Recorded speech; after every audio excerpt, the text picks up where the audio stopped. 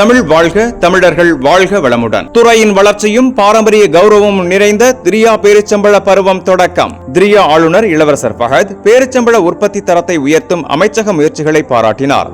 தேசிய பனை மற்றும் பேரிச்சம்பழ மையம் ஏற்பாடு செய்த இந்த நிகழ்வு ஜூலை 24 வரை நடைபெறும். இது விற்பனை மற்றும் பாரம்பரியத்தை ஊக்குவிக்கின்றது. கண்காட்சியில் பேரிச்சம்பழ பொருட்கள், கைவினைகள், உணவகங்கள், பட்டறைகள், கலாச்சார நிகழ்ச்சிகள் இடம்பெறுகின்றன. சவுதி அரேபியாவின் பேரிச்சம்பழத்துறை வேகமாக வளர்ச்சி பெற்றுள்ளது. 2024இல் 1.9 மில்லியன் டன் உற்பத்தி மற்றும் 1.7 பில்லியன் ரியாலுக்கு ஏற்றுமதி செய்து 133 நாடுகளில் விற்பனை செய்யப்பட்டுள்ளது. இது அரசாங்கத்தின் தர மேம்பாடு மற்றும் உலகளாவிய சந்தை விரிவாக்க முயற்சிகளை பிரதிபலிக்கிறது.